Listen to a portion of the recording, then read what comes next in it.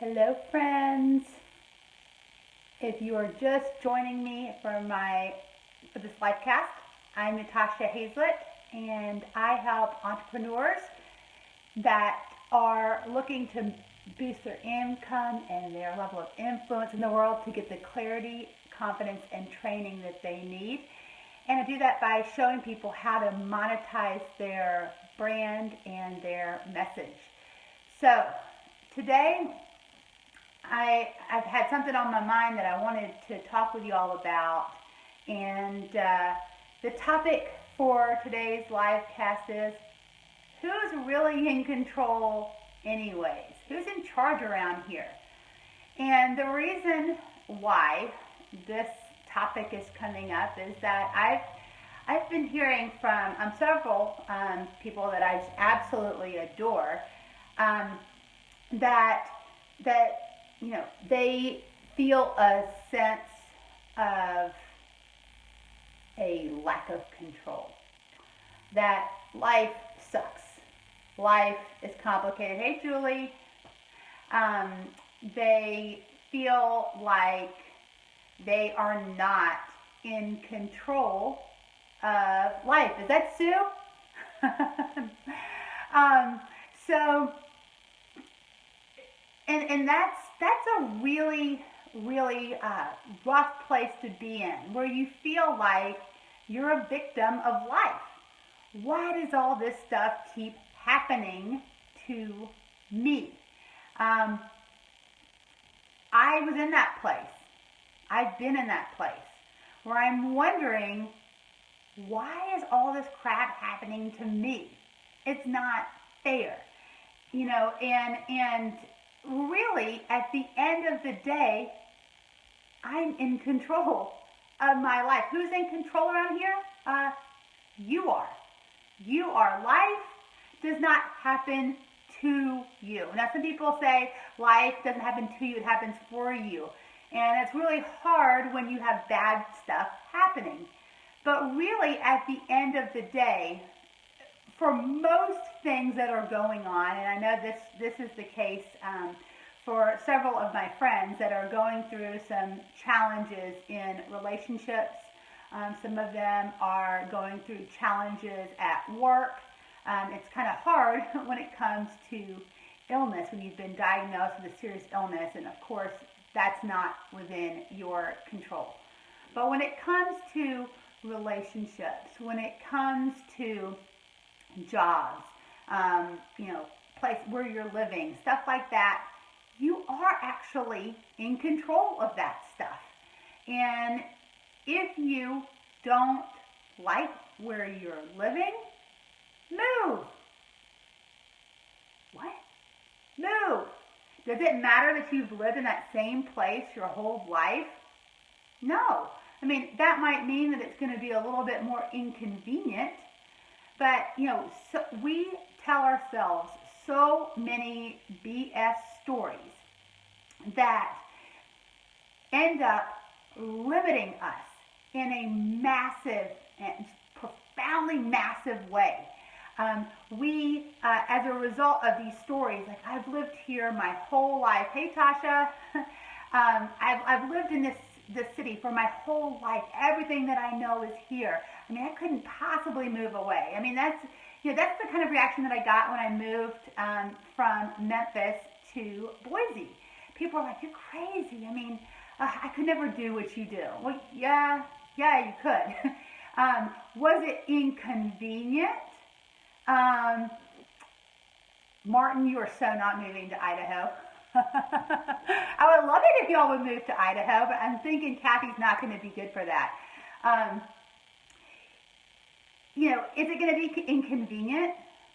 Yeah, I mean, it may be inconvenient for a little bit, but you just have to make a decision for what you want, and you have to decide, is the inconvenience or whatever's going on where you're living, does the pain of that make the moving seem more desirable and more awesome, and is that a better result? If so, decide that you're not going to worry about the inconvenience and what other people might say. Hey, Kate, and and just do it. If you're in a relationship and you're unhappy, it's really affecting. Of course, my dad just called me right now in the middle of a live, and I thought I put it on Do Not Disturb, but apparently I did not, or that's not what Do Not Disturb means. Anyways, if you're in a relationship that's unhealthy, isn't good for you, is it inconvenient to leave? Yes, but you are in control of that. You are in control of that. If you are in a job that you hate, it is making you miserable, it is making you sick, leave. All right? You know, some people are so focused on staying in the comfort zone that they're afraid of any level of adventure, any level of uncertainty. And I just want to encourage you to be willing to take the bull by the horns and make these bold moves that will enhance your life. Decide that you are going to be in charge of your life and that you're not going to just let life happen to you. Ever since I made this mindset shift, which was not easy, okay? Like, let's just be like totally transparent with you. Oh, thank you, friend. So sweet. Once you make this transition, okay, apparently the entire Nassar family wants to call me in the middle of a live feed. That was my brother. Sorry, guys. I don't know how to fix my phone, apparently.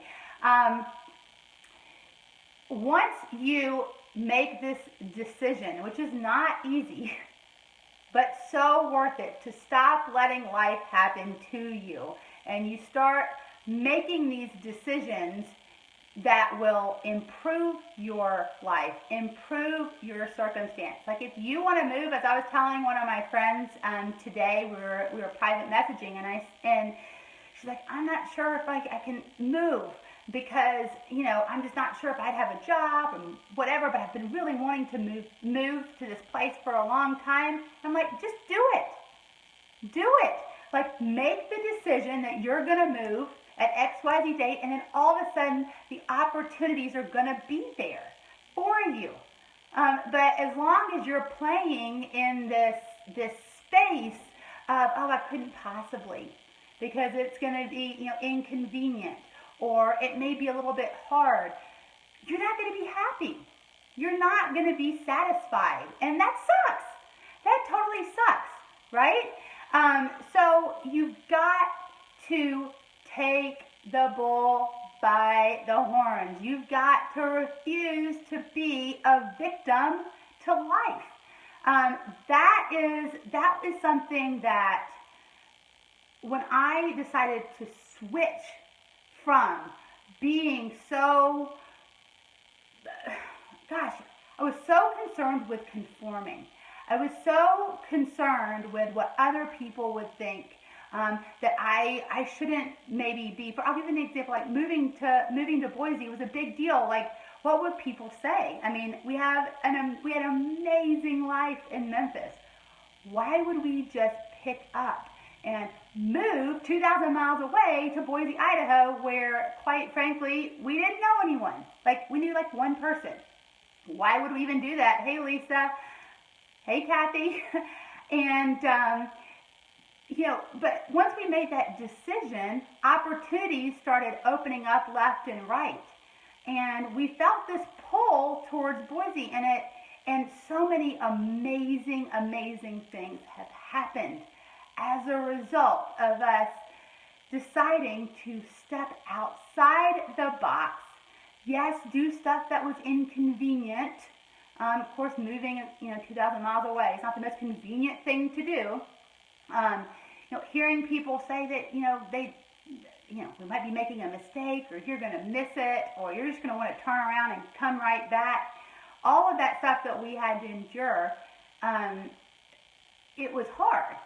It made me second guess everything that we were doing. But I can tell you, we've been out here for 7 years, and the opportunities that have opened up as a result of us saying, you know what, We're going to do this. We're going to take this big leap of faith. We're going to be in charge of our life. We're going to do life on our own terms and not how other people think we should be doing it. No, my life is totally different. My gosh, I can pretty much tell you that if I had stayed in Memphis, you would probably not be seeing me on these videos. If I was in Memphis, I probably would have still been practicing law full time. So many things would have been different, and I'm so grateful that that I took that leap of faith, and I just want to encourage you to do the same thing. And you know, for those of you that are in this bad spot and you're feeling like, woe is me, like I get the pity party, it feels comfortable, it feels safe. People are going to tell you, you know, oh, I'm so sorry, and they're going to give you all this love and support. But you know what? Like after a while, you got to pull yourself out of the pity party. You've got to pull yourself out of that space of being a victim of life and say, you know what? I'm in charge of this damn thing. I'm in charge of this, and this is what I'm going to do. And you're going to make those bold decisions. You're going to take those bold leaps of faith, and you're going to see what happens. What's going to happen is pure awesomeness. It's going to push you into a level of growth. It's going to allow you to have tremendous opportunities that you would not otherwise have had you just stayed stuck. Does that make sense? Are y'all with me on that? So it's not going to be easy.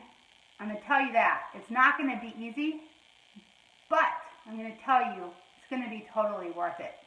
So that's what I've got for y'all today, and you'll be seeing some lives coming soon from my hometown of Memphis.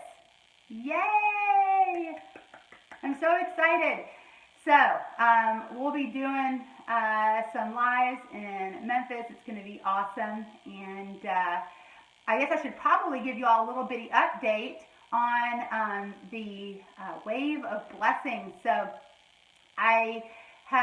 we've just continued to pass out our blessings. It's been amazing. I've been hearing stories of other people doing it in places where they felt prompted. And if you missed out on the Wave of Blessings project, you still got time because it's for the whole month of December. All you need to do is come up with an amount of money that you're willing to give away in the month of December. Go get that amount of money in cash. Go and get some holiday cards, Christmas cards, New Year's cards, whatever. Stick some cash in the envelope, write an encouraging note, then hand out the cards to strangers and bless them. It's pretty easy. And you know, I've heard of some people are even considering giving the money to their employees and with the same instructions. And I thought that was a really cool way to, number one, spread the blessings even more. Let your employees be a part of it, and also it's going to show a lot of trust that you have in your employees to hand them cash and trust that they're going to go out and bless other people. So I have been continued to be humbled by y'all's generosity and your just willingness to be that joy for people all over the country. So that's what I've got for y'all today. Have an amazing rest of the week, and we'll be back soon for another live cast. Bye, y'all.